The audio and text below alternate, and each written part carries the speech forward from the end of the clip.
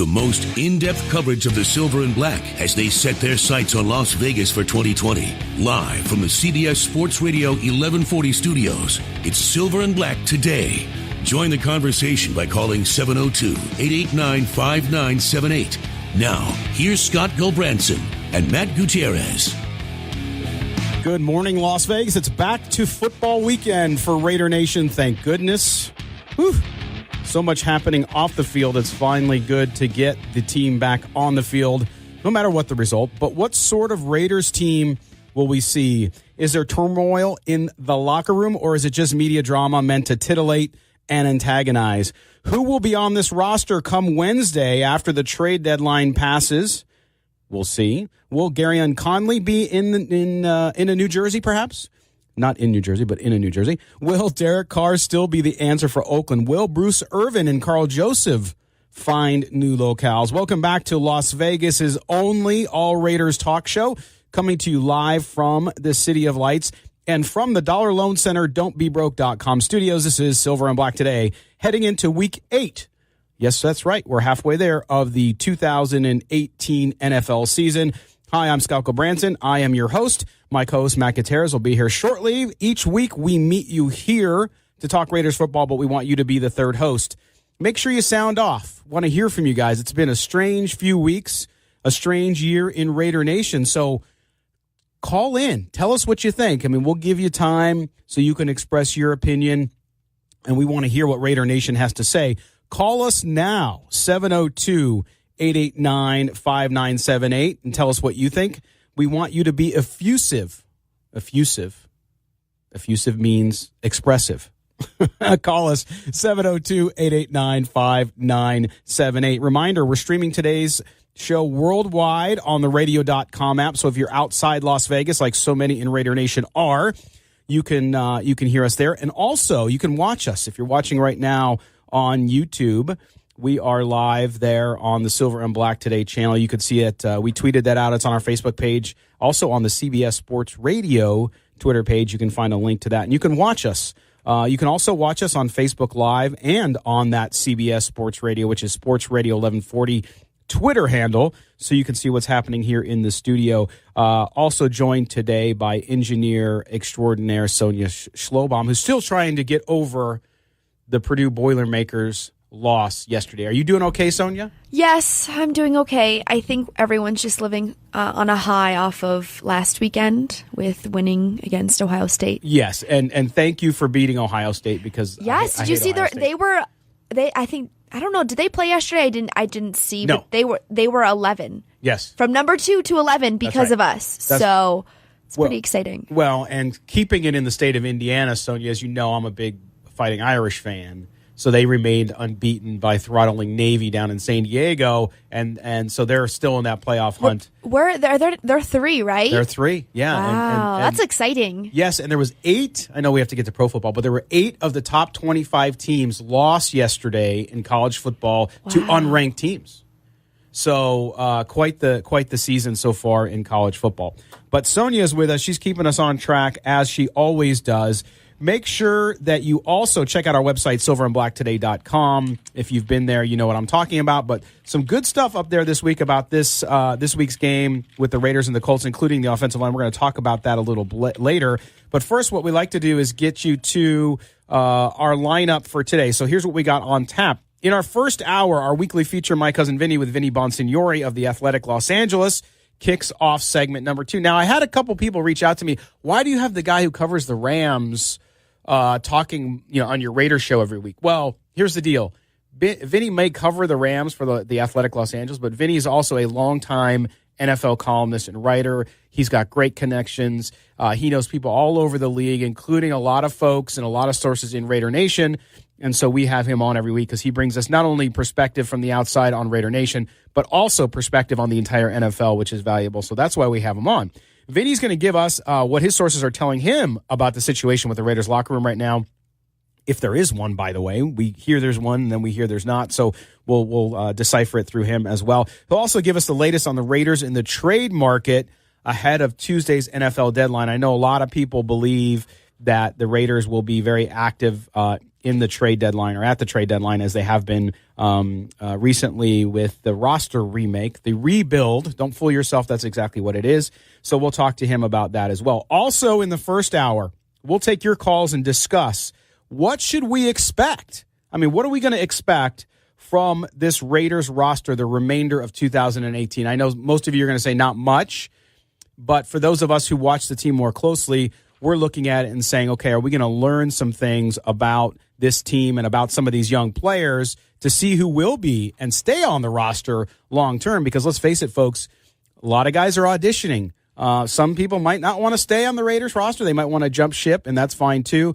But the Raiders have an opportunity to also check it out and see who's worth keeping and who they want to build into their plans, their future plans. So we'll talk about that. Then in the second hour, we fire up the attorney Michael Troiano Newsmaker line, and we'll talk with Las Vegas Review-Journal's Gilbert Manzano about the current state of Raider Nation. That's you, the fans. What is it? What's going on out there? Like, what do you guys feel? I mean, we see the people who are loyal to the death. We see the people who think that the world's ending, and there's got to be more folks in between. And so we're gonna talk to Gilbert about that, because Gilbert has a very popular Raider mailbag column every week in the Review Journal, and we're going to talk to him about that and find out what he is hearing from Raider Nation. Ask him some pointed questions about what all of you think. But call in too, 702-889-5978, and you can tell me personally how you feel.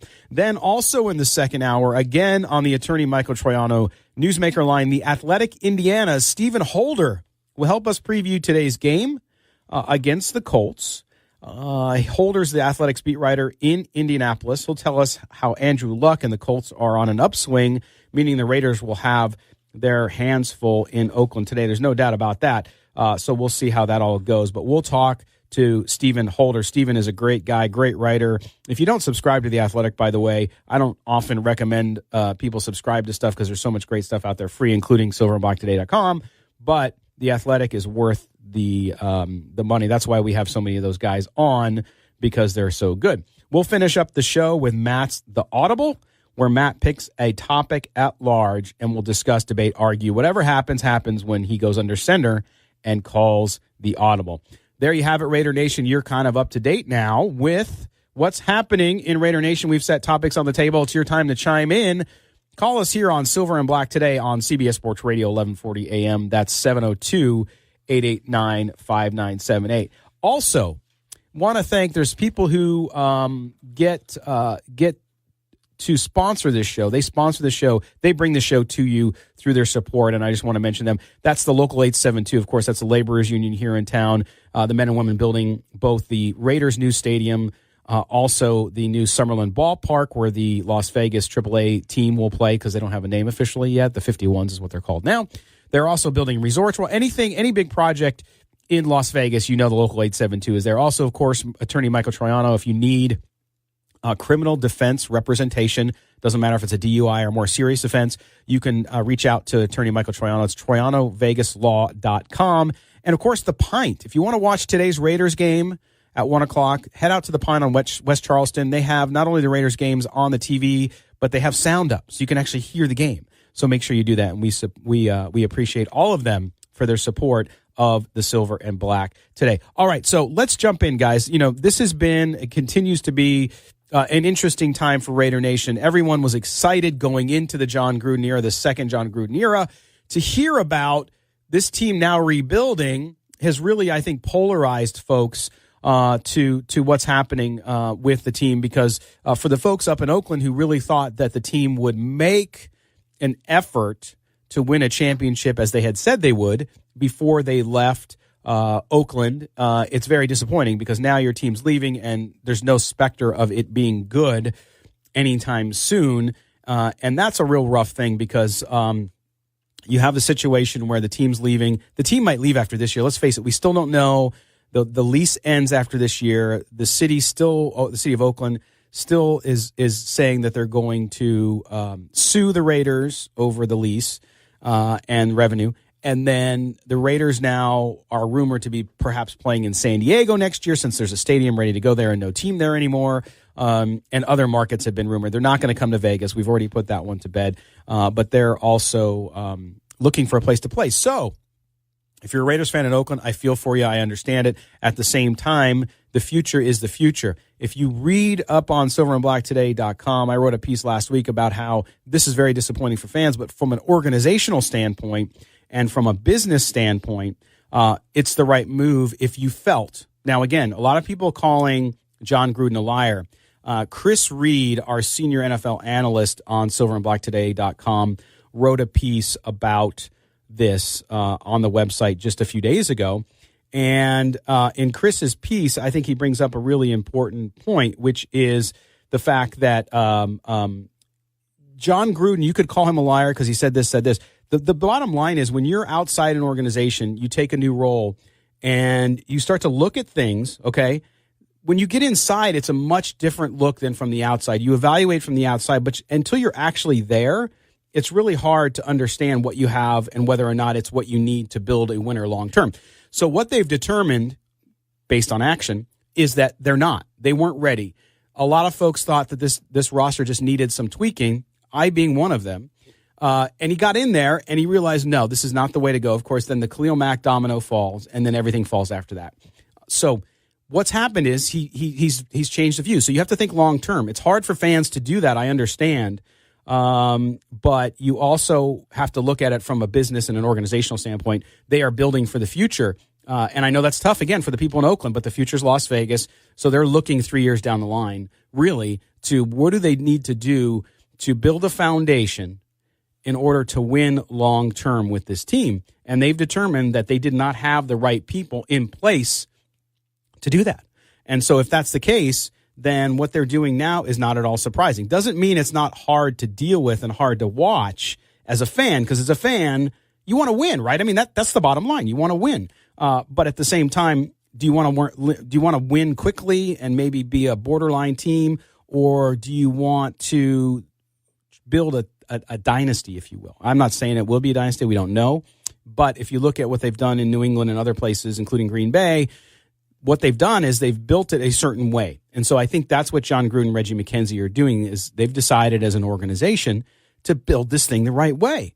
And you can complain and be angry all you want about players getting cut and Gruden not doing this and McKenzie not just being a figurehead. The bottom line is they're going to do what's right for the organization, and that's not always popular with fans.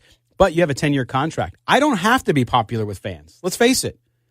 I'll do respect to you guys out there in Raider Nation, but they don't care at this point, because their point is not to please fans short term.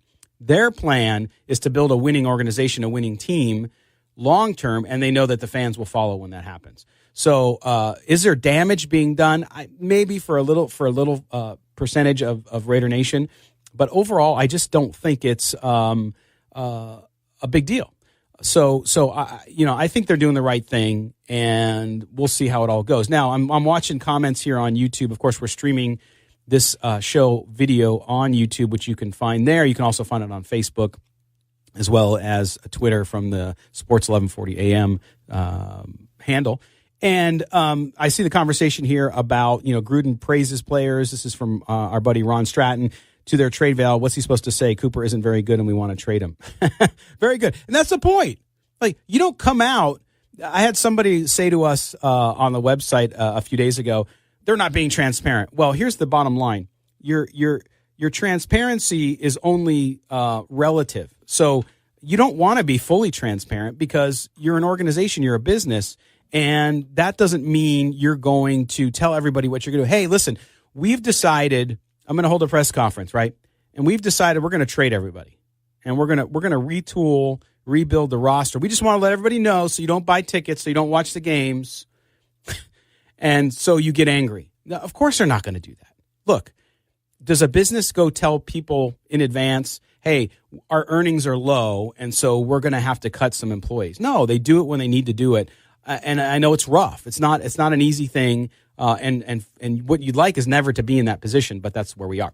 All right, so we're ending up here the first break. When we come back, Matt Gutierrez will join us too, my co-host. We will talk a little more with Vinny Bonsignore on the Triano Law Newsmaker line. So stay right where you are. You're listening to the Silver and Black today on CBS Sports Radio, 1140 AM.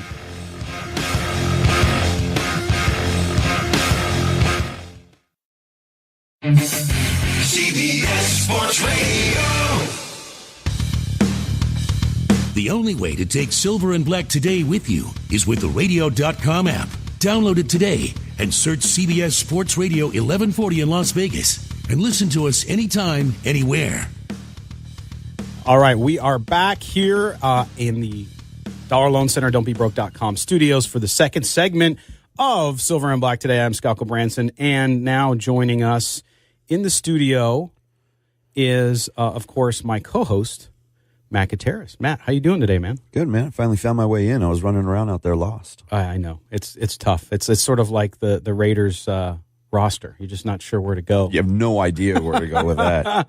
All right. Well, listen, we are now going out on the attorney Michael Troiano newsmaker line, and we bring in our weekly contributor, a guy who everybody loves, at least in his own house. No, I'm just kidding, Vinny. Vinny Bonsignore from The Athletic in Los Angeles joins us now on the newsmaker line. How you doing today, Vinny? I'm good. How are you? We're bracing for a crazy sports day here in Los Angeles. We got Packers, Rams, the World Series right down the street. I think the Kings are playing, so a lot to talk about in Los Angeles. But obviously, we got to talk about the Raiders. No, of course, and that's where we start. And I know that, there's a lot going on in Raider Nation. Of course, a lot of it not positive, or at least that's how people feel about it, especially if you're a fan, right? But when we look at what's going on in Oakland, and I know, I've talked to you about it off the air, and you've talked to, obviously, if people who follow you on Twitter, you've been very open and honest about what's going on there. One of the things that we heard this week, Vinny, was really about this issue of the Raiders having some locker room issues, mostly around Derek Carr, which we heard tight end Lee Smith come out unequivocally and say that it was BS. What are you hearing when you talk to your sources about what's happening in that Raider locker room? Yeah, I don't think that there's,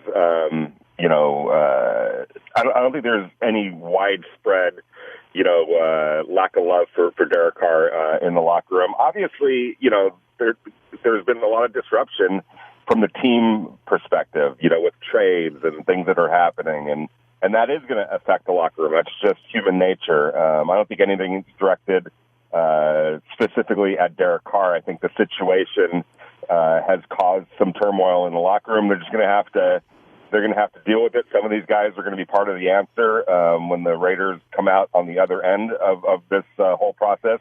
Some guys aren't. There's guys that are going to not be here next year and the year beyond that and the year beyond that. So, you just have to deal with it. It's a difficult situation. They are in a rebuild. There's no question about it. I know everyone, the transparency, you guys are, tanking. Nobody's going to come out and say they're tanking. No. It's so unrealistic for people to actually think that, a professional team is going to say, yes, we're tanking. They're rebuilding. Call it whatever you want. It's a strip down and a rebuild. That's what's going on. Vinny, Scott and you have already mentioned the transparency thing, and you can't do that because you're trying to get value. And if you look at what they got out of Amari Cooper, and they got a first rounder, and I'm not particularly happy that they are stripping down this much, because I think they're getting rid of some of their better players. But they've been asked several times, Gruden in particular, about Derek Carr, and he's made it seem like Carr is pretty much untouchable. But is Carr untouchable? I mean, at this point, it feels like if given the right offer, if they can get a couple first rounders and who knows what else thrown into the deal, Carr could be on his way out. I don't think that's going to happen during the season, but I would say right now that nobody's untouchable. There's a price for everyone. Maybe even LeBron James. I don't know about that, but I would say that right now.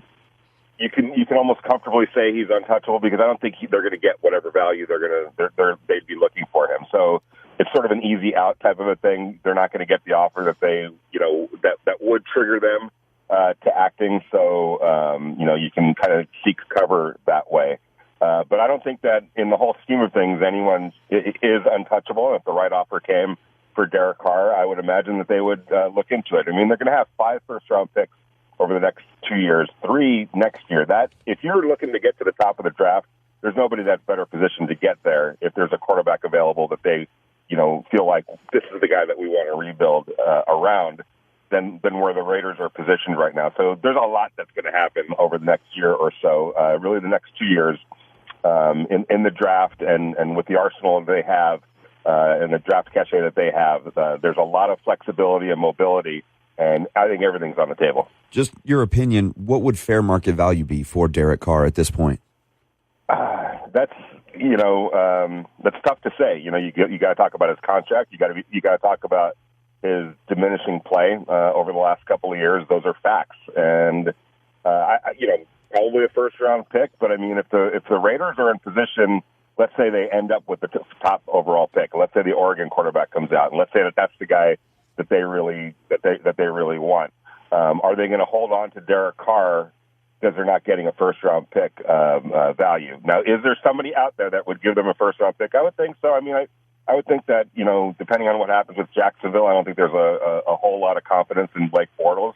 Maybe that's a team that, toward the end of the first round, depending where they finish up, maybe that's, for them, maybe that's worth it. Maybe the New York Giants. We've heard the New York Giants. I'm not necessarily buying that, but let's just throw them out there. Although that's going to be a high first-round pick. If you're the Giants, are you going to give up a top 10 pick for Derek Carr? I wouldn't. No. Maybe a high second-round pick if I'm the New York Giants. So it's hard to say. It's going to take, everyone, the old saying, it only takes one. If there's one team that feels like, you know what, we're a quarterback away and we believe that Derek Carr could be that quarterback, we will give up a number one.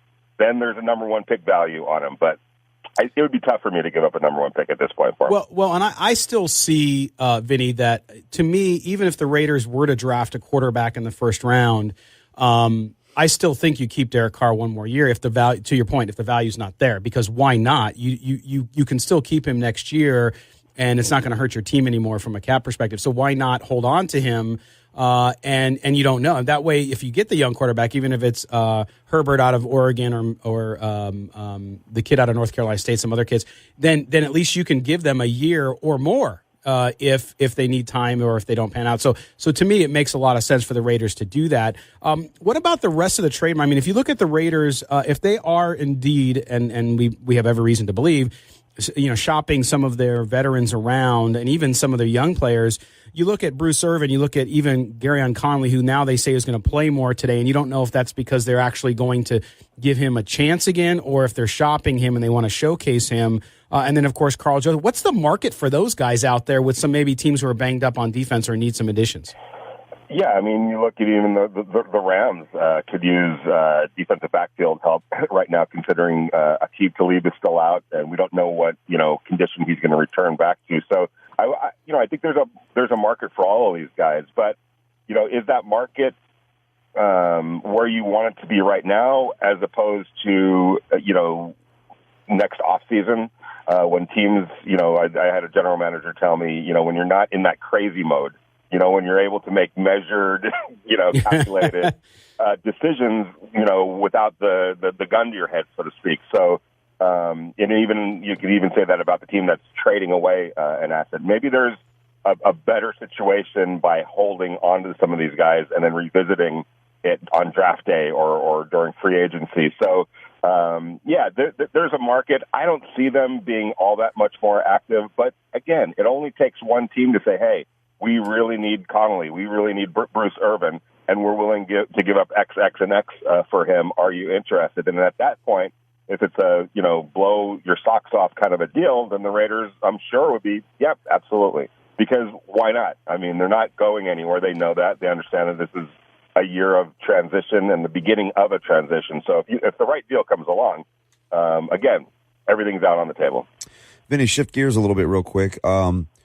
You had a big deal in the NFL referee ranks this week with Hugo Cruz being fired after what was a pretty obvious blown call there with the Chargers game. But I'm sure it's bigger than just that. What are you hearing from people within the NFL with them coming down and getting rid of an official that quickly in the middle of the season? Yeah, from what I understand and from what I've been told, there was this wasn't a one-time thing. It occurred over a course of time, and there must have been many other errors or a handful of other errors. But what I like about it is I think that week to week, we see some glaring errors, and nobody really held accountable. I know behind the scenes, guys are held accountable, but nothing like publicly where, we're saying this is unacceptable and we're going to do something about it. And unfortunately, you're going to have to lose your job because of it.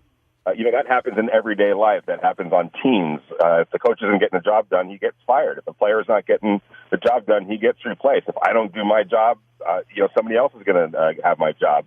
But it always seems like referees and umpires, and they make these errors, and they just keep on going. I do applaud the NFL for saying, hey, this is unacceptable, and unfortunately, we don't like to take these kind of drastic measures, but we have to find a replacement because you're not up to snuff. Yeah, no, it's an encouraging sign, especially what we've seen with all the rule changes. And we talked early on, Vinny, about the complaints we had over that. So, again, a good news and a good move by the NFL. Vinny, want to thank you again, man. We'll talk to you next week. All right, have a good one. Enjoy the games today, guys. You too, have fun. Vinny Bonsignore, The Athletic in Los Angeles, here on the Silver and Black today. We are going to step aside, and when we come back, we're going to talk about the Raiders the rest of 2018. What do they do? Is Derek Carr going to turn it around? You're listening to Silver Black today on CBS Sports Radio, 1140 AM.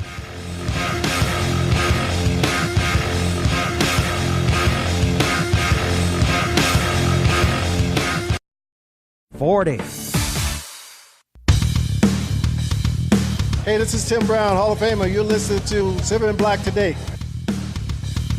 Indeed you are. What the Raiders wouldn't do to have Tim Brown, or at least a half of a Tim Brown, back, Matt. Man, I miss Tim Brown. Man, he was fun to watch. And, again, the Irish won yesterday. All right, so we are back, and we're going to talk more now in this segment about the future of the Raiders, particularly as it relates to some key positions in quarterback. We're going to start with quarterback because everybody wants to start with the quarterback, and Derek Carr. So we talk about Derek Carr, and I want to give you some numbers, Matt, because we all know Derek Carr needs to play better.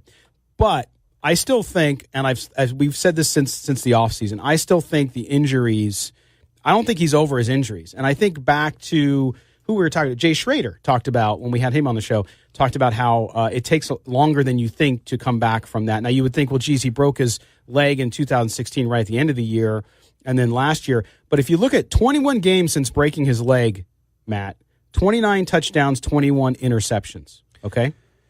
Before that, he had 15 wins. This is before the broken leg. 15 wins in the previous 21 games, 38 touchdowns, 13 interceptions. I don't think it's the leg. No, I'm not saying it's all. I'm saying it's definitely part of it. I agree with the injury thing, but I think it's the back. You think it's the back? Because here's the thing. Fair. You had what, 2 games last season where he was coming off the leg injury. They won both games, and then he got the back injury in week 3, I believe. And that's when everything turned around. That's when the Raiders went on. Would they lose 4 or 5 in a row at that point last season? Yep. The back injury, I think, is the big issue. Leg injury, it's not like it was a ligament or anything like that. It's a broken bone. Bones heal pretty quickly. We've heard a million times it's usually better to break your ankle than to sprain your ankle, to have a high ankle sprain, because the bone will actually heal quicker than a sprain will. Yeah. So I don't think the leg is the issue. I think it's the back, and I think you see that a little bit in the way that Derek Carr seemingly tries to aim the ball. A lot of times he doesn't let it rip. And he used to just let it rip. He'd just launch it down the field, really step into his throws. He doesn't seem to want to step into the throws as much. And it's like he's out there just, kind of, how you throw darts, you get that little motion where you're just trying to hit that little spot on the board. It looks like that's what he's doing. Like he's just trying to be so fine with it instead of just really, really stepping into his throws. So I think there is some validity to the injury thing, and it's probably the back. That's not the whole issue, though, because he's decision making. He's still making He's making horrible decisions on the field, regardless of how he feels physically. No, and I agree with that. I think that it's a combination of things, right? Which just creates all the turmoil that you've seen. And if you look at what happened with Derek Carr, you have the injuries, which you just mentioned and we talked about. Then you have the decision making and some lapses there. Then you compound that with a new playbook. You compound that with, again, 4 playbooks in 5 years. Now, that's not an excuse. It's just reality. So you take the injury, you take the decision making, you take the newness of an offense, combined with all of that together, and I think that's the problem. And that's why, in my view, and you tell me if you agree, I agree. I think unless somebody just goes nuts and offers you the world for Derek Carr, then you got to consider it. Otherwise, I think he's got to have another year. Here's the thing. We understand how the NFL works when it comes to production on the field. You have to have a quarterback. You cannot go into any season without having a legitimate starting quarterback. Derek Carr, his stock has obviously dropped, right? We know that. His stock has dropped from where it was in 2016, even from where it was last year. But Derek Carr is still, I think, a top half of the league quarterback as far as talent ability goes. Yep. You need to give him another year. And we've said it before. His most productive season was the one season that he had an offense for a second year. Correct. That was the 2016 year. Right? 2014 rookie year. 2015 new offensive coordinator. 2016, same guy, same offense, major production. 2017, new offensive coordinator. 2018, new offensive coordinator. I mean, that's a lot of change. It's a lot of playbooks. It's a lot of things to have to remember and go through and fit into an already difficult game. Yeah. Next season, year 2 with John Gruden, year 2 with this offense, maybe they can build something around him a little bit. We'll see what we're going to get out of Derek Carr. I don't think they're going to be good next year because they've opened up so many holes now in this team.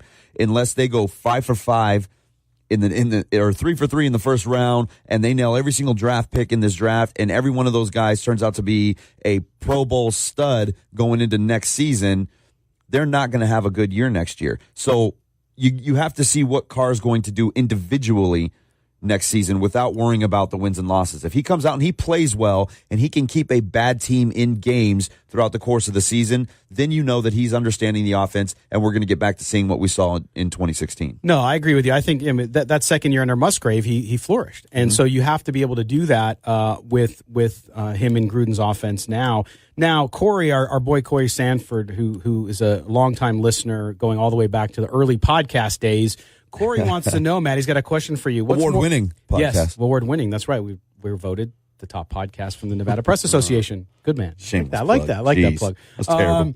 What's more likely to happen, Matt? This is a question for you. Carr gets traded or the Dodgers come back in the World Series? Come on, man. What kind of... He's rubbing it in on you. Right? Oh, my God. Geez. Well, they did give you the best World Series game in history. Here's the funny thing. They did. That was a lot of fun. But here's the funny thing is you're asking me to get into the minds of John Gruden and Dave Roberts. Gruden, who's decided he doesn't care about anybody on this team. He just wants to build a winner no matter what it takes. And then Dave Roberts, who has basically spent 4 games in the World Series staring at some analytics chart that's going to tell him flow and feel and God knows what else on a baseball diamond. Yeah. I don't know, man. I don't know that I can accurately answer that and keep emotion out of it. I understand, man. I understand. But like I said, you were saying it was 30 years since the Dodgers won a World Series. Yeah, it's going to be 31. And I am waiting on 49 for the Padres. So I know it's... Yeah. At least they don't rip your heart out every season. No, you just don't. You just know they're going to be bad. You just have go with it. Okay, Matt. So here's the deal. So we talked about Derek Carr and where that's at. I think that's pretty straightforward. Now, if we look at the rest of the team, who on this team? What do you want to see? I mean, we talk about the young defense. We'll talk about that in a second. We got about 4 minutes left in this segment. Let's talk about running back. Marshawn Lynch injured. He's out pretty much, I believe, the rest of the year, and I think he's done with the Raiders. I really do. I hate to say it, but I think he is. We talked about that last week before it came out that he was going to be gone. I said he's played his last game with the Raiders. Absolutely. Stepanian said he was coming back this season. No chance, man. Yeah. So he's gone. So now you have Richard and Washington. To me, I mean, we know Richard's value in the flat and coming out and being a pass catcher, right? That he does it very, very well, and I think he's going to continue to do that.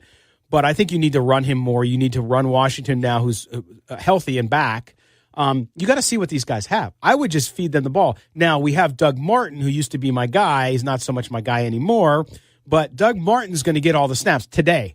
I think if Doug Martin comes out and does, unfortunately, what we think he's going to do today, I think that experiment will be over after a week. I hope so. I don't know. Gruden seems to really like Doug Martin for some reason, and maybe he's just blowing smoke up everybody's you-know-what, but he's pretty good at that. He is. I really like DeAndre Washington. I have since he got to Oakland 2 years ago. He he's kind of the same skill set as Jalen Richard. They're both relatively the same size. Washington's a little thicker. He's not the same in the pass game. I mean, he can get out and catch a ball, but he's not the same kind of guy in the passing game that Richard is. He's not as dynamic. But when he's running the ball, they look very similar. They're very quick. They're very shifty, really good feet. They can find the hole, and because they're smaller guys, they can get through those holes. And when they hit their third or fourth step, they're gone. They're both really fast guys. So I think with Washington, you have a little more power in there. Maybe you can throw him up the middle a little more. I mean, he's not a Lynch. He's not going to move the pile, but he will, drop the pad level and hit somebody. I want to see him get some run today. I don't, like you mentioned, I don't believe in Doug Martin. I don't think he has the ability to break a tackle, to sidestep anybody. His yards per carry are bad. I don't think we need to see him. Like, what's the point of seeing Doug Martin out there? What does that do for anybody? He's playing for his next, I wouldn't even say contract, just shot in the NFL, really. Let's watch the kids work. Right. And I think, too, you have Richard Washington, who you can see on this team in 3 years. The rest of the guys, not so much. Also, too, we had some comments here on YouTube. My take on Carr from Raiders 7528. He has never been in my eyes. I say dump him after the season. Okay, same Raiders 7. My question, how do you feel about picking up Colin Kaepernick? Okay, that question comes up every time there's a quarterback issue open. Here's the deal. I think Colin Kaepernick deserves a chance somewhere. I thought he always did. But it's 2.5 years he's been off. What's he going to do? Right. He's not your quarterback in the future. He deserved a chance a couple of years ago. I agree. He hasn't played ball in almost 3 full seasons. Right. Who cares? Yeah. It's over. From a player perspective. And to me, it's like, look, that window's passed, unfortunately, for him and for us, because I'd like to see if he could have done it. But that's not a quarterback you're going to build a franchise around. It's not a quarterback you would bring in to replace Derek Carr, because I don't think he's anywhere near as good as Derek Carr, even with Derek Carr's struggles. So thanks for the question, man. But that to me is it. So the running back situation, and then the defensive line, we will talk about. We'll pick up after this next break. You're listening to Silver and Black today on CBS Sports Radio, 1140 a.m.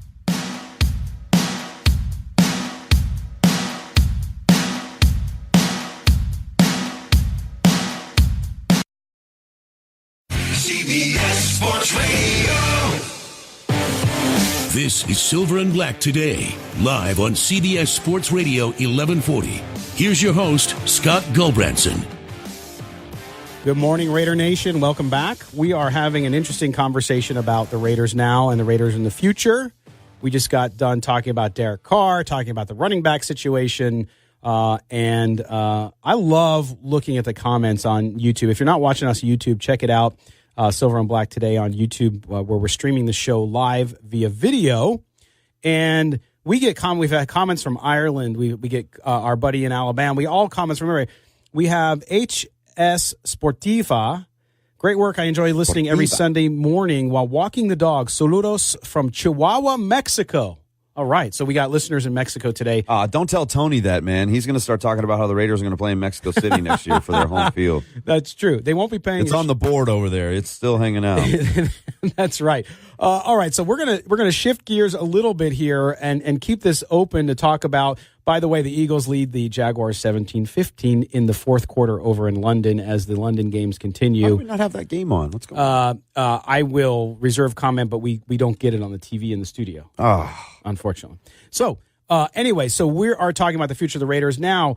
The Raiders are flush now with, and you heard Vinny Bonsignore talk about this in the second segment, with first-round draft picks in the next few years, including this 3 of them in 2019. Now, if you look at the draft picks, we wrote a piece, and I wrote one actually, up on silverandblacktoday.com, our website. If you haven't been there, check it out, where we cover the Raiders all the time, 24/7, 365.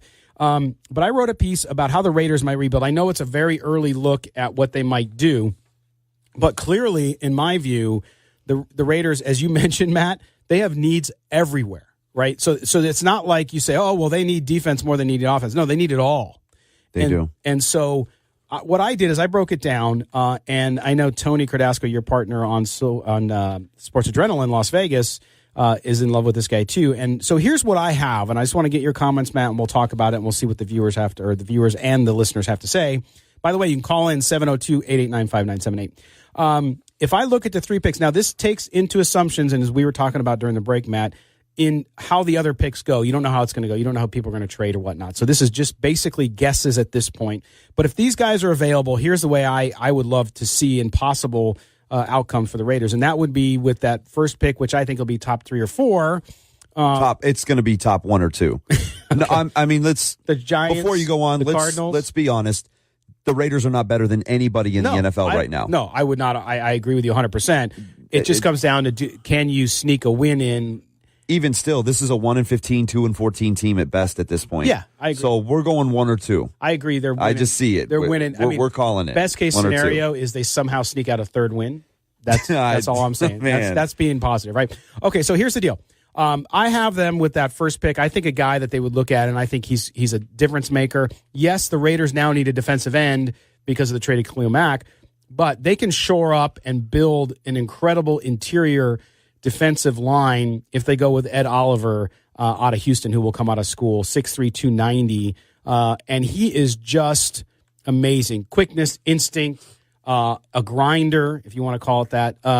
So this is a guy I think that is going to be an incredible force on the inside for whoever drafts him. And I like the Raiders taking him. The second guy I had them taking, Matt, and then I'll get your comments, is a quarterback. Now, this makes the assumption that they are thinking about, not that they're going to get rid of Derek Carr now. They're thinking about maybe that they might need another answer there. I actually like Ryan Finley out of North Carolina State. Now, there's some guys, a kid from Missouri, he's picked a little higher than him. But I think he's the guy because he is a pro-style quarterback. He's got to improve his physical skills a little bit, but he's smart, he's intelligent. He's a big kid. He reminds me of, and I hate to say it this way because I don't want to saddle him with this, he reminds me of Alex Smith. But I think he can be better than Alex Smith. I think he's actually, and Alex Smith's a good quarterback. He's not a franchise incredible quarterback, but he's certainly solid. So I like him. And then third, I like A.J. Brown, the wide receiver out of Ole Miss. So in the first round, you can bolster your interior defensive line with P.J. Hall, Maurice Hurst, and if Eddie comes back, Vanderdoes comes back, then you have a really good, I think, interior line. And then you can address the outside edge rushers some other way. And then you got to get a wide receiver now, right, too? And A.J. Brown I just think A.J. Brown has the speed and that he could be your speed guy. Ed Oliver, you mentioned Tony. Tony's been on Ed Oliver since day one. He said weeks ago that Oliver would be a Raider come next season. And, maybe he will be. I don't think that's a bad pick at all. You need to create a pass rush, and it starts with the interior line. We thought that bringing in Hall and bringing in Hurst this season and adding them to the pieces that we thought were going to be there back in May and June, that you would have a solid pass rush here. And because that line is so decimated now, it just injuries and trades and whatnot, we're just not seeing the production. But you can see, especially from Hurst, that he was a steal, right? Oh, getting him where they got him because he fell because he fell down because of the heart condition. That he's a first round talent, and he's generating a lot there, but he needs help. He needs help from the inside and needs help from the edges. So bringing in a guy like Oliver, I think that it's going to put a lot of pressure on an offensive line. I don't think you take quarterback first round, not this year, because like we just talked about in the last segment, you have to see what you're going to get out of Derek Carr with the familiarity of a system, being in a system for a second season, understanding what he needs to do, where he needs to be, not having to think so much and just being able to react to things. If you can see next season that Carr has progressed and Carr is going to be a viable option at quarterback for you, then you don't take a flyer on a quarterback in this draft. Now, you still have 2 picks in 2020. That's as of right now. Who knows? They could end up with 7 picks in 2020 for the first round, the way that Gruden's trading guys. But you still have 2 first picks there. So you can afford to spend one of those on a quarterback, especially if you have another bad season, if Carr isn't the guy and he's not performing and this team has another 1, 2, or 3-win season in 2019, you're going to have a top 3 or 4 pick again. With 2 draft picks, you can afford to go after a quarterback. That's a good point. I think that's really, really valid. I think just the flip side of that coin is a little bit of what the Patriots have done, and that is Now the Patriots haven't used a first rounder, but if you're the Raiders, and we both agree Derek Carr should have another year. But if you're the Raiders, do you wait until it doesn't work if it doesn't work, and then draft a quarterback, or do you jump ahead of it if you really like somebody like Herbert? I like Finley, but that's just me. But I'm going to assume Herbert's either not coming out or he's been taken, because I think the Giants, if they get the number one pick, then they get to do whatever they want. But my point is, do you then take him a year early? Because you can always do what the Patriots have done, and that is you can trade that quarterback. If Derek Carr ends up being the franchise quarterback we think he can be, and next year just goes nuts and does great, you have that kid. You can trade them. Didn't they do that already? Well, Connor Cook. What? Isn't that why they took Connor Cook? But what did they do with him? They just released him. Well, I know. They didn't do anything. It was with that bad kid. evaluation on his talent. But that's the thing is it's a gamble, no difficult. doubt. Yeah, I think they're both. And that's why I don't think you do it yet. I don't think you waste that pick yet, because if you don't get rid of Carr this offseason, if you don't trade him, whether it's before the trade deadline coming up here this week or during the offseason, if you don't get rid of Carr, then you are telling everybody Carr is our quarterback. He's going to be here for the long term. We believe in Derek Carr. If that's the case. The PG coming your way at 4 exclusively on the radio.com app. Search CBS Sports Radio 1140 AM. The most in-depth coverage of the Silver and Black as they set their sights on Las Vegas for 2020. Live from the CBS Sports Radio 1140 studios, it's Silver and Black today. Join the conversation by calling 702-889-5978. Now, here's Scott Gilbranson and Matt Gutierrez.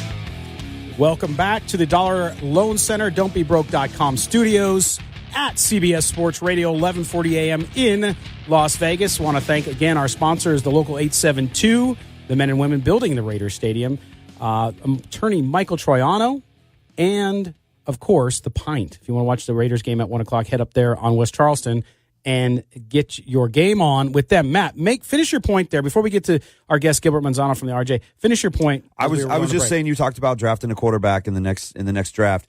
My point was, with so many holes that have been created on this team, and you're still willing to see what Carr has next season, you can't yet draft a quarter. You have to use those first 3 picks on defense and maybe an offensive specialist somewhere. But I don't think that the time is right yet to draft a quarterback. Now, if Carr comes out next season and lays another egg, that's it. You use one of those first 2 picks in 2020 to bring in a new quarterback heading into Vegas. Good point. All right. Well, we're going to head out on the attorney Michael Troiano newsmaker line, and we bring in Gilbert Manzano from the Las Vegas Review-Journal. Gilbert covers boxing. He covers the Raiders, too. Gilbert, how you doing this morning, buddy? Not too bad. Thank you for having me on, guys. Oh, always a pleasure to have you on. Okay, so let's jump right in. You do a really popular column at the RJ called the Raider Mailbag. With everything that's happened over the course of the last few weeks, how is the mood? What's the general kind of temperature in Raider Nation? Oh, it's a lot of emotions. It's a lot of feelings. A little bit of everything. Believe it or not, there is some positivity. There's optimism for the future, but the key word there is the future. But for right now, it seems like people are kind of angry, disappointed. Some people are kind of shocked, but it's kind of a little bit of everything. It's like, but one thing I've noticed a pattern is all my emails or tweets or Facebook comments are on 2 people. It's, of course, John Gruden and Derek Carr. So everybody wants to talk about those guys and how they've done and what they could do in the future. So when it comes to John Gruden and Derek Carr, a lot of people have a lot of opinions, and they're all very different opinions. 3 months ago, Gilbert, everybody was, could Raider Nation have been higher on John Gruden? Everybody was so excited to have him back. You see him on the sidelines again in camp. You see that Chucky face. How quickly did this turn? And when did you start getting just this vitriol from the fans out there where they want to attack Gruden at every single turn? Yeah, like you said, it's crazy how much things have changed since when John Gruden got hired in January. People were so excited. Chucky's back. Raider Nation is back. And then you get September 1st and Khalil Mack is traded. I think that's when you kind of get a sense of the kind of, whoa, this is not the Chucky we were kind of expecting. This is a John Gruden from Tampa Bay who will cut anybody, and it doesn't matter who you are. But even in September 1st, when the Khalil Mack trade happened, you kind of still felt there was positivity. Well, let's give John Gruden a shot. We could see what could happen because there's still 16 games on the schedule. You never know in football. A team could go from last in the division to first next year. So let's give it a shot.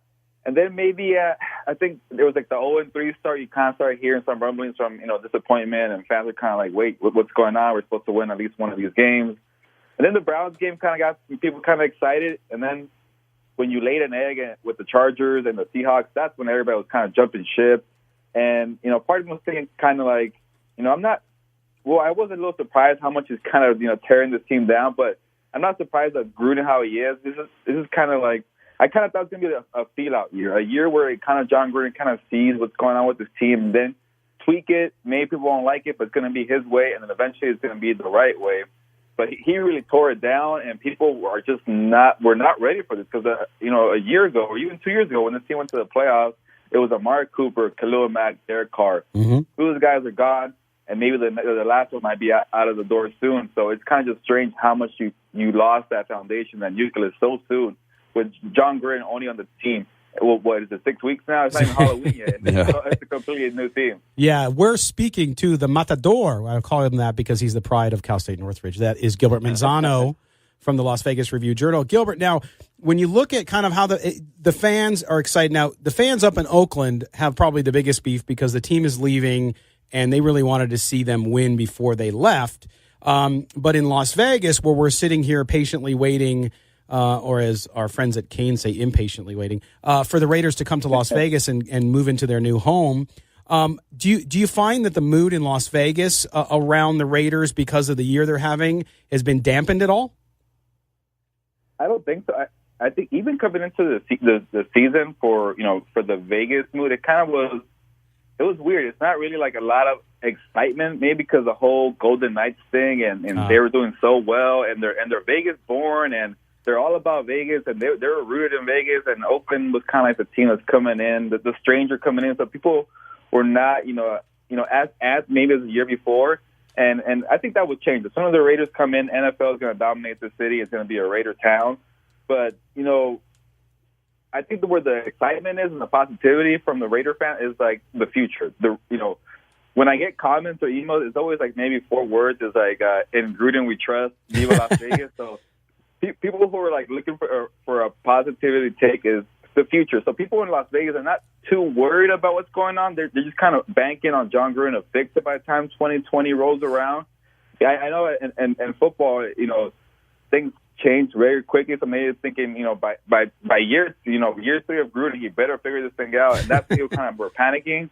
But, it's still NFL coming to Las Vegas. They're going to still be very excited here in Las Vegas when this Raiders team rolls around in that big, shiny new stadium, off the 15 freeway. I think the excitement will be there. But you do kind of hear some of those the Raider haters or the Raider fans from Las Vegas who do not want the Raiders kind of snickering in the comments and the emails saying, this is why we don't want this team. They're going to bring their rowdy bad fans and fight in the stands. We don't want them. Look at this team, John Gruden. They're always losing. Why do you want these guys? So it's always going to be a mixed bag with the Raider, with Raider fan base. You guys know how it is. So, oh yeah. But when it comes to excitement level, I think it's about the same. Especially with the team being 2 years away, I think maybe next year when it's 2019, you could say for finally it's one more year for the Raiders. We can't wait for next year. I think that's when you kind of get to see.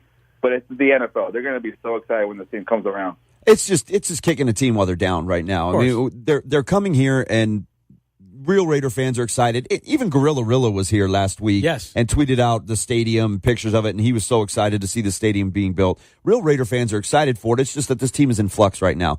They're very bad. Gruden's tearing it down so that he can rebuild it. And those that are hating on the Raiders, especially those in town here that are hating on them coming here, it's easy to kick them right now while they're down and go, see, look, this is why this is a garbage team. But we all know what it's going to be when they get here. We know what kind of city this is when it comes to the Raiders. There are a lot of Raider fans. Right, and when they win, because I do think long-term they will build a winner because of everything that's changing when they come here. A lot of those people who are Raider haters, trust me, when they're winning, just like we saw with the Golden Knights, people who never watched hockey in their life suddenly were wearing clothes all the time, bumper stickers, license plates, everything. They weren't wearing clothes before? No, Those they were- fans? No. Man. Well, it depends where you're at in Vegas. going Anyway, on? Gilbert. Now, listen, we're gonna pin you down on a couple things here now as it relates to the Go team. ahead. All right, trade deadline. Do you feel in any way, or there's any shot that someone's going to, I think, probably overpay and Derek Carr moves out of Oakland this year? You think there's any chance of that? I don't think so. You saw the reports today, even though you can't believe everything the Raider coaches are telling the media nowadays. But you saw the report from Adam Schefter saying that, Derek Carr is the guy. I think he is the guy for 2018. I don't know about the whole future part. I don't know where that stands, especially if you're at draft time and you have the number 1 or 2 pick and you see Justin Herbert on the board. What are you going to do? Are you going to take Herbert or stick with Carr?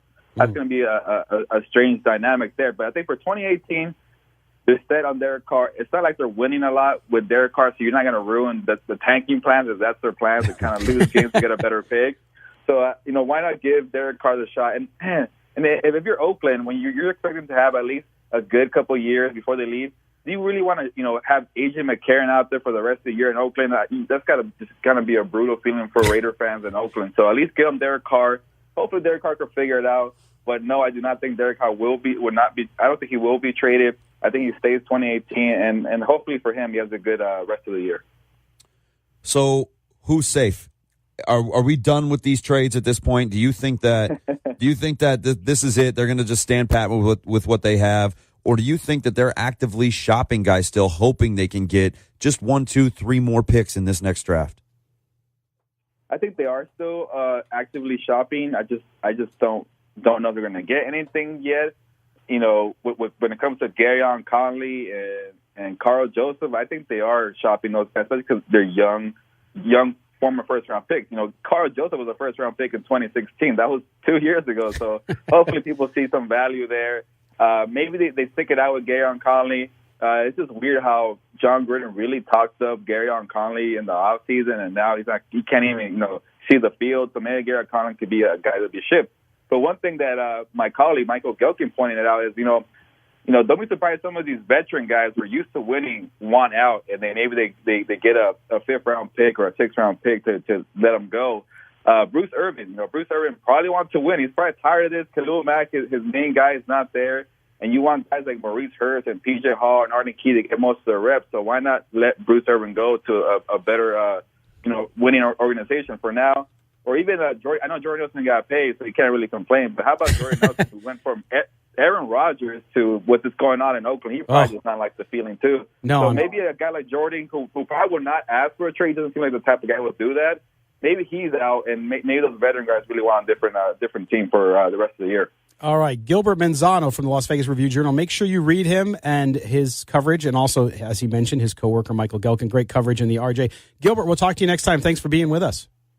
Thank you, guys. Always a pleasure. Appreciate it. All right. Gilbert Manzano, Las Vegas Review-Journal, with some insight into the Raiders fandom and also what they might do. We'll step aside when we come back. Stephen Holder, the Athletic Indiana, joins us on the Colts game. CBS Sports Radio, 1140 a.m.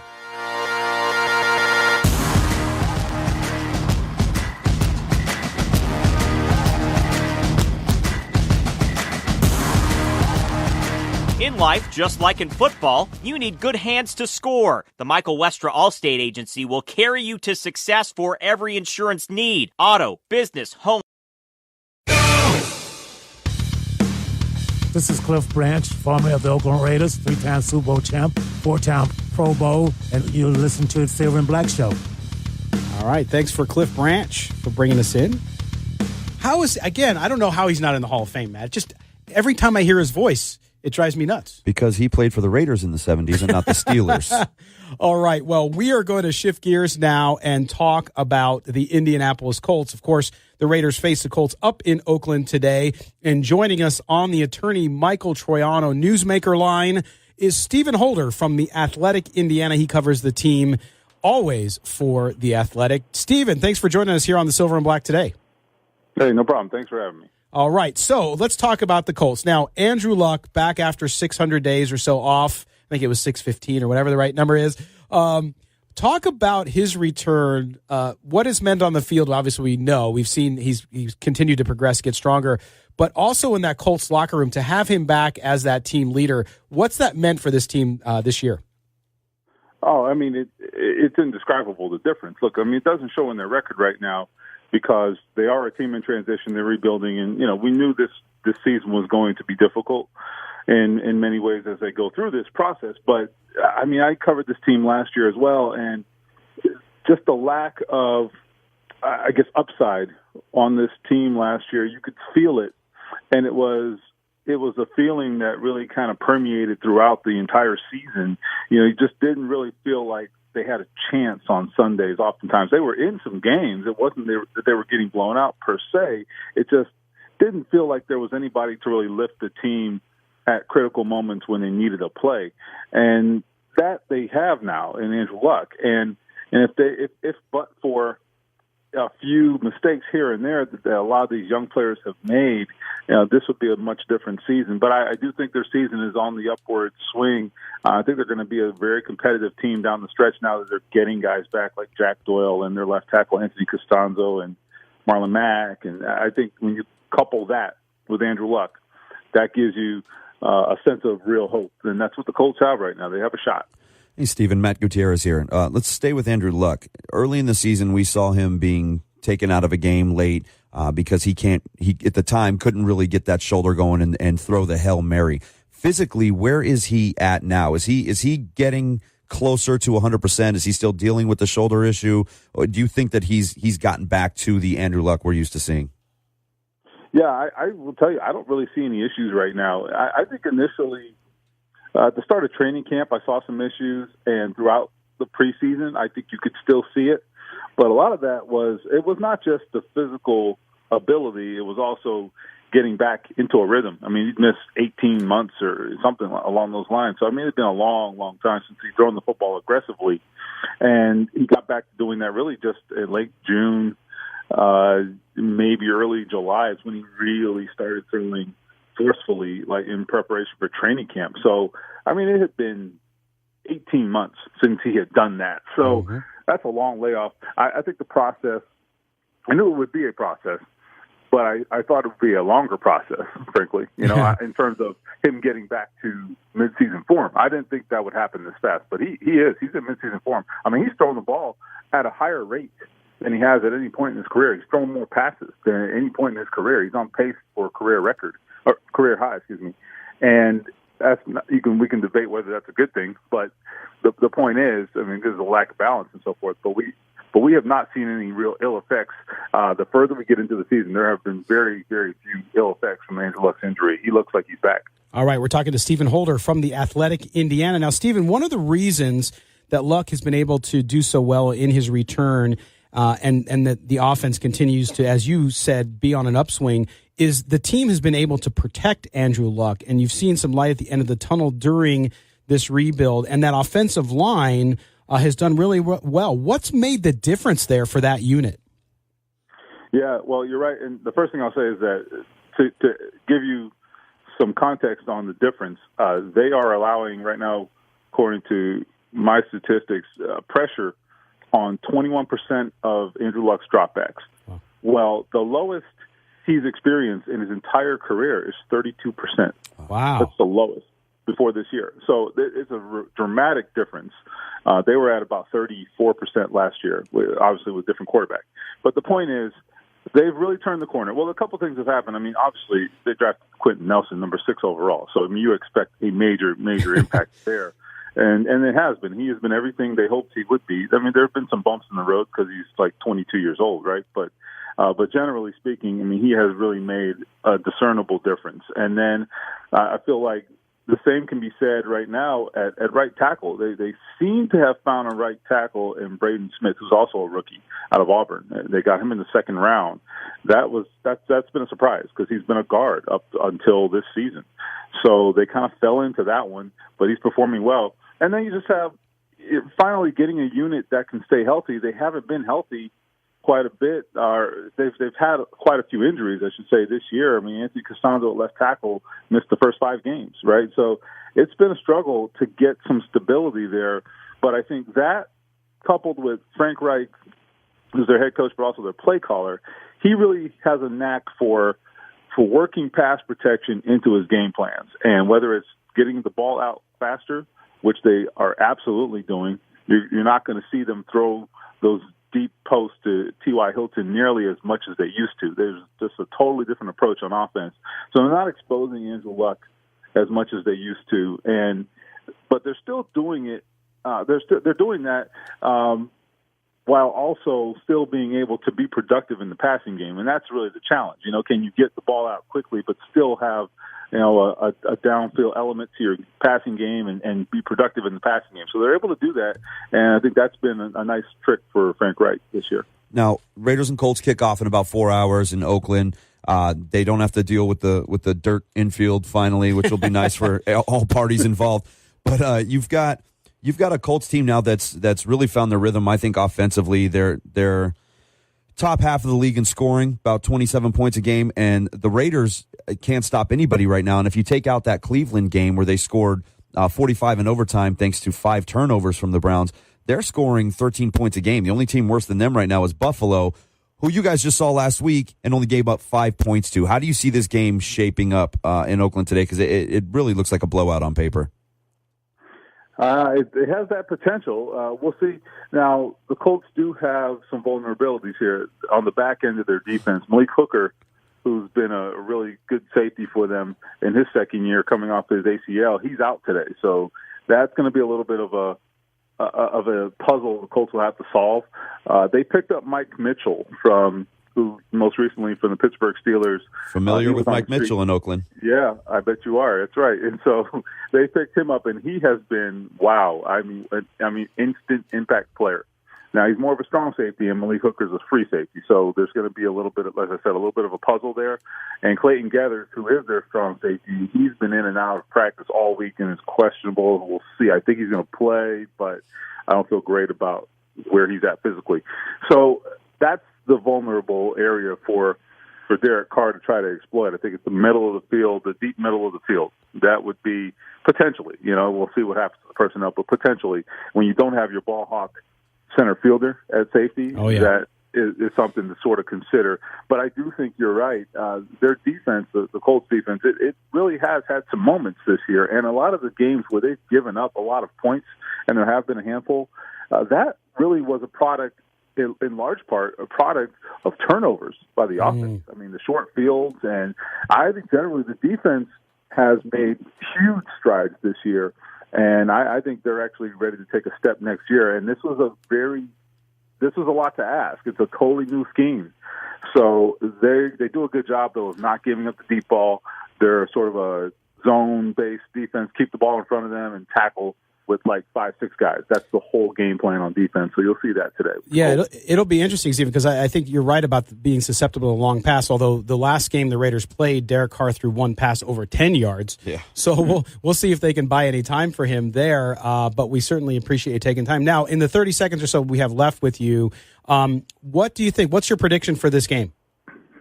I got the Colts winning. I think it's probably going to be a 28-13 kind of game is what I'm thinking.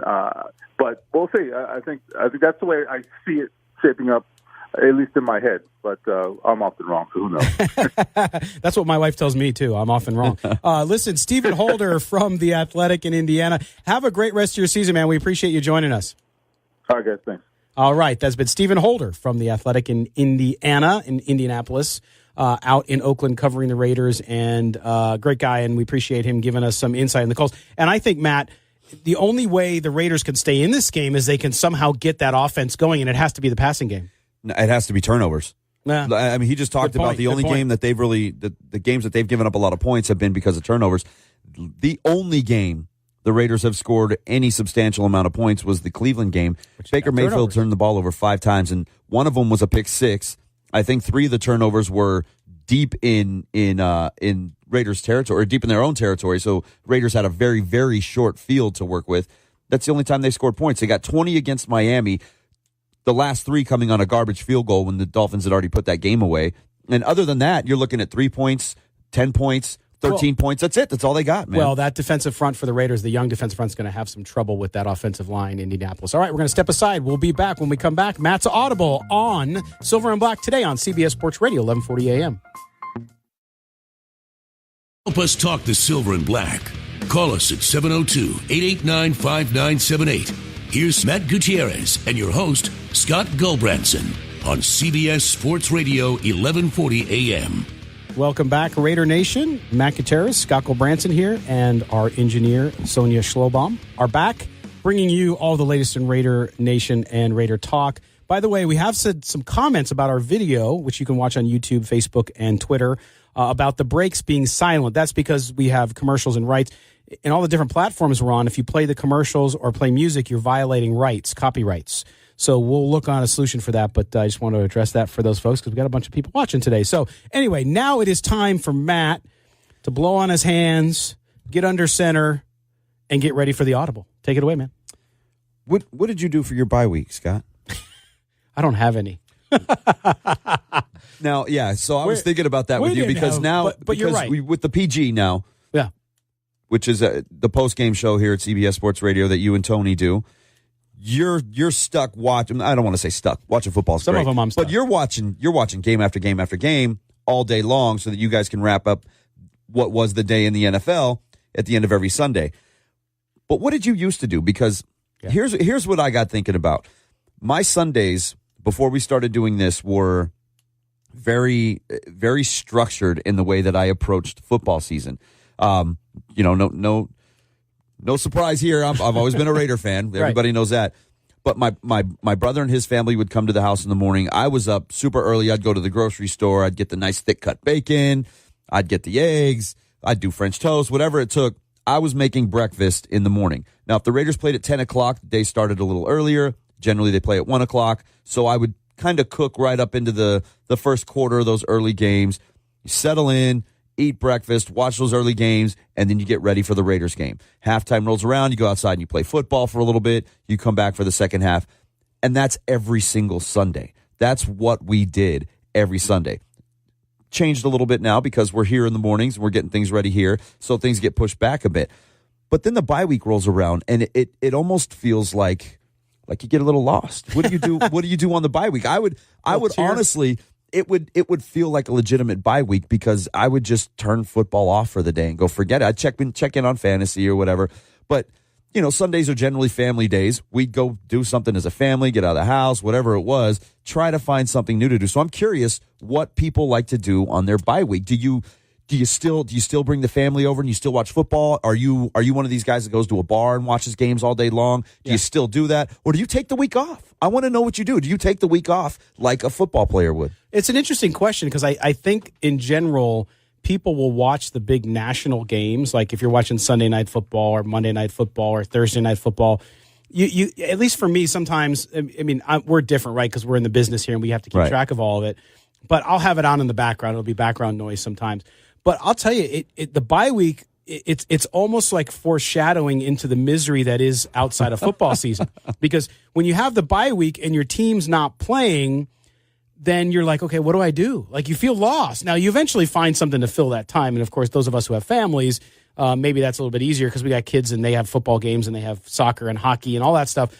But at the end of the day, it just does show you how big of a deal for all of us the NFL season is. I mean, there's some people out there who never watch football and they're free doing whatever they do. But I agree with you. It is interesting because part of me last week was like, well, geez, it's too bad we can't take a bye week on the show so we could sleep in on a Sunday. But at the same time, I was telling you during one of the breaks, like our show, by the way, we upload our show to our website, to iTunes, Spotify, all the channels so that you can listen to it after the fact. Last week was our largest week of the year. And you said you thought that was because it was the bye week. Yeah, I feel like you need your Raider fix, right? I mean, football's funny in that. Okay, let's look at baseball or NBA basketball or NHL, right? Those seasons last a long time, and not only do they last, there's games every single day. The Golden Knights played 2 days ago, lost. They play today. Right. If they win, you forget about that loss. You move on. You're happy. Right. With football, you only get 16 games. It's compressed into a very short 4 or 5 month span, and then you throw playoffs in there, and that's it. That's all you get. I think that's why football dominates the offseason the way that it does, because you just want anything, any little tangible piece of news that you can get out of your team.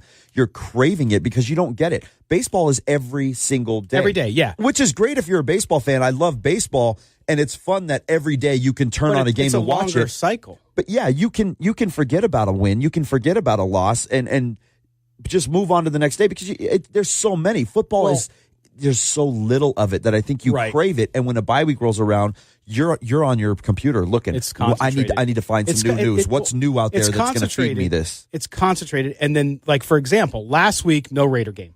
Okay? So this week, you have the Raiders Colts today, and then you got a game on Thursday. It's like a bonus week. Yeah. But then it brings up the question, what do you do next Sunday? Yeah. Yeah. And not only that, because when you play that Thursday game, that break seems forever. Oh, yeah. Because now Sunday rolls around, you're ready for games that week. You're like, oh, we already had ours? Ours is already over for this week? What are you talking about? And I feel for Raiders fans because you had the London game, right? So that was all that weirdness, and it was a terrible game. Then you go to the bye week. Then you have Sunday today. Fine, great. Then you have Thursday. So you have 2 games, boom, boom, boom. And then you got to wait 9 days. Yeah. So it's like there's been a lot of waiting. And with all the turmoil with the roster moves and fans being frustrated about the rebuild and all that stuff, it does. I think it gets people riled up, which explains why people are listening to us, including our friend in Chihuahua, Mexico today. Yeah, which is that's so funny. I love that. I love that we've had all these international listeners. But yeah, I think that just goes to show you that. And I grew up first and foremost, baseball was my love. Okay, but football, there's no doubt in my mind, one bit, that NFL football is the national sport now. There's no question. No, and like I said, it's because maybe you talked about maybe they'll add another bye week because we might get another game or two. We're talking about that off air if they decide to shorten the preseason and extend the regular season. But I think that's counterproductive to what they do as a league because, like we talked about, they only give you so much. You have this little window of games. It's once a week. It's in a shortened, abbreviated season compared to what these other leagues are.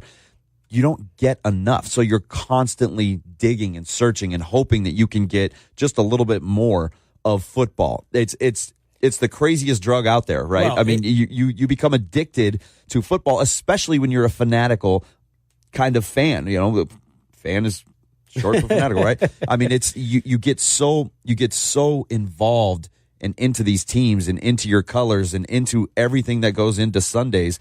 And then it's gone. 3 hours and it's gone for an entire week.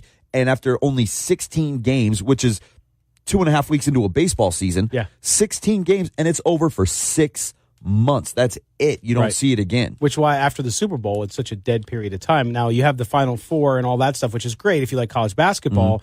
But it's such a dead time for sports. There's really, there's hockey, and that's it. In this town, the Golden Knights and the Raiders now share something in common, and that's a lack of defense. But but I will tell you that scarcity, you're right. It's scarcity.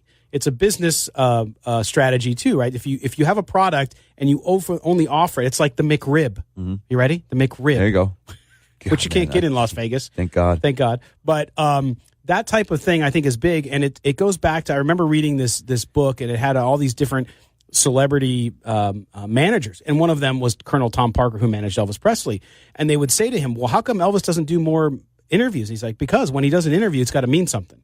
And so the NFL, I think to your point, Matt, understands that, you know what, you don't want to oversaturate it, and sometimes they do and during the season, but you know that season is only 17 weeks long, and so you're going to get your fix. It's why they can charge for NFL Sunday Ticket, who, by the way, great interview with John Taffer yesterday on Sports Adrenaline. Yeah, it was fun, huh? By the way, Sports Adrenaline, Las Vegas, Saturdays, 8 to 10 a.m. Make sure you catch it. Yeah, it was great to hear that he was involved in the creation of that, in essence.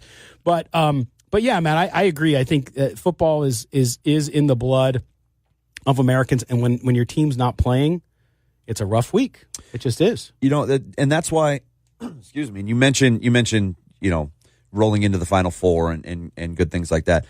You have to love other sports. You have to love other sports, man.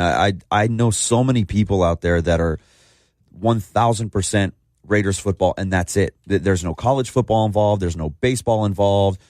Hockey, forget about it. You know, unless you're in a hockey market, I don't think you even pay attention most of the time.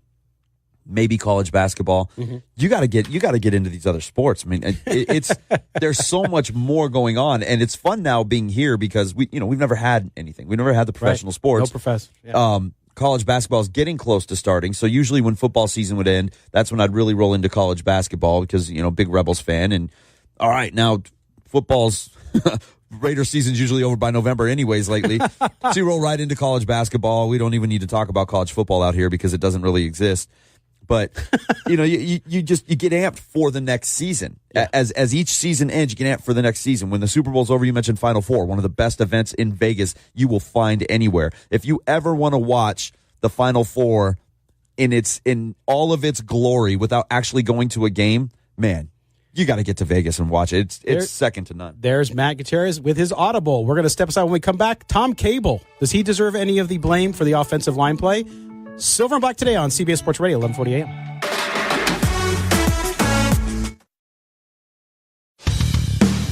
Hi, this is Steve Wisniewski, and you're listening to Silver and Black today. All right, we're bringing this puppy home on the Silver and Black today here on CBS Sports Radio 1140. I am Scott Branson. My partner is Matt Gutierrez. Matt, all right, so we're going to jump in here. One of the questions I want to ask, and we've been talking about, with all of the injuries and the changes on the offensive line and how bad it's been for the Raiders, the one thing that has not come up that was a big deal for Raiders fans during the offseason when John Gruden brought back Tom Cable is Tom Cable. Huh. When we look at what's going on, his zone blocking scheme, what's happening there, I think we need to start talking about, okay, is that line, the people you have there, are they, and is the scheme working for them? It's funny how moves like getting rid of Cooper and getting rid of Mack and this season being a disaster and should we keep Carr and everything involved there pushes all this other stuff away because you have an offensive coordinator. Where's he at? What's Greg Olsen doing? You said Greg Olsen, another during one. the break, the quarterback whisperer, Jared Goff last season, right? Yeah. Tom Cable. Everybody was so worried about his blocking scheme and how his offensive lines have seemed to regress as opposed to progress throughout the season. Nobody's even talking about it. This team is not only not playing well, they're getting banged up at every single turn. Who's to blame? Is it Cable's fault? Is this were everybody's fears substantiated now with what we've seen from this offensive line? Yeah. I mean, that's the point. It's got to be a talking point. It's just that there's so many bigger issues with the move to Vegas and the Mac thing and everything involved. There's so many bigger issues out there that I think this stuff has kind of gotten shoved to the side, and maybe it needs to be looked at a little more. Well, and if you look at Colton Miller, okay, left side, we know he's got an injury, so I'm going to give him somewhat of a pass because when you're playing with an MCL sprain like that, it's not easy to plant your leg and to turn and everything you have to do as an offensive lineman, especially a left tackle. Now, on the other side, Brandon Parker, a kid I really like, third-round draft pick. Not a sixth round, not a seventh round, a third-round draft pick. You have to ask the question, is he getting better? Is Colton Miller getting better sans the injury? And if they're not getting markedly better, that has to come back to coaching. Well, and this was the fear when they picked them, right? We talked about, did they reach for project guys? Guys that were, because let's be honest, we didn't expect these guys, or at least we hoped we wouldn't see these guys in the lineup that early, at least not in a full-time role. You wanted them to come in, learn from the vets, kind of get some reps as the season progressed, and then take over eventually. But because of the way the offensive line has been banged up and the question marks surrounding right tackle, they had to be thrown in right away, right? Yeah. So maybe reaching wasn't the best thing. Maybe these are more project-oriented guys than what we originally assumed. Or maybe it is Tom Cable just not able to get the best production out of his guys. Well, and that's the thing, you as you mentioned earlier in the segment, is it's hard to know what causation is with everything that's happened. You can certainly say injury. There's no doubt. I mean, and Donald Penn switching positions. So you had all of these things happening. And so you don't know how the coaching's doing because you can't singularly or even one or two or three reasons look at something as a unit and say, hey, here's what's going on. And then Greg Olsen. What does Greg Olsen do? What's his role? It's never been explained. Yeah. And I'm not saying he's not a good coach. I have no idea, actually. Yeah, that's the thing. I have no idea. Now, he did great. I mean, from what I read from all the great journalists who wrote stories about him after he was hired, was that he did wonders last year with Jared Goff and with the Rams offense. Great. But here's the thing. McVay is kind of in that Gruden mold. McVay runs the offense over there. Yeah. And you see that thing humming right now. I mean, Todd Gurley is on another level. Jared Goff is playing great. And Greg Olson's not there. He's in Oakland now with another guy who runs the offense. This is Gruden's playbook. This is Gruden's terminology. It's all his verbiage. What is Greg Olson's role? What is he doing on this offense? You see him with the press conference every week, just like you see Paul Gunther. We know nobody Gunther's asked him running the defense. question. Like, what is he doing? Yeah, what's going on? And I think a little bit, too, is they have basically probably taken 3/4 of their playbook and just put it away.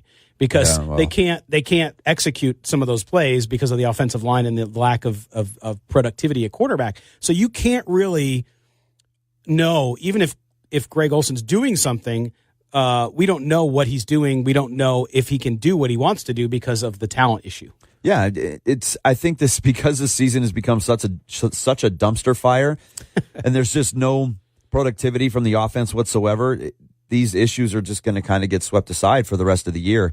Now, if they were, if it was a healthy offensive line and Derek Carr looked like Derek Carr and you still had Marshawn Lynch and you had weapons on the outside and there was all of this kind of turmoil going on, then you could start looking at coaches and go, why aren't these guys better when you've got all of this talent here? Everybody's healthy, but guys that have been able to block anybody trying to get through suddenly can't do anything with a defensive line. What's going on there?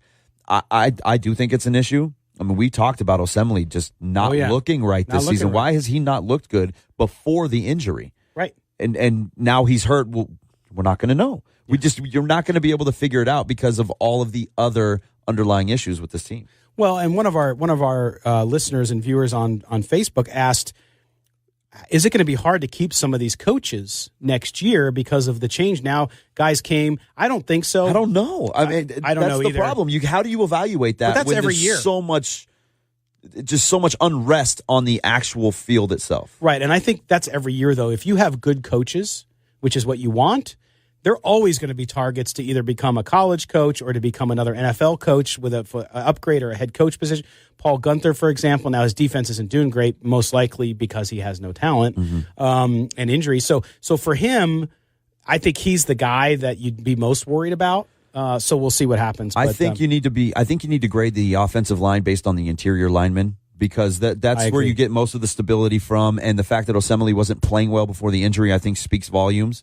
The defense has nothing to work with. I don't think you can slam Paul Gunther at all. They have nothing to work with there. It is a bad defense. We thought they upgraded a little. How much do they have to work with? And then things fell apart. Nothing to work with. I think Gunther's safe. Greg Olson, man, what are you doing? Where are you at? No, I know.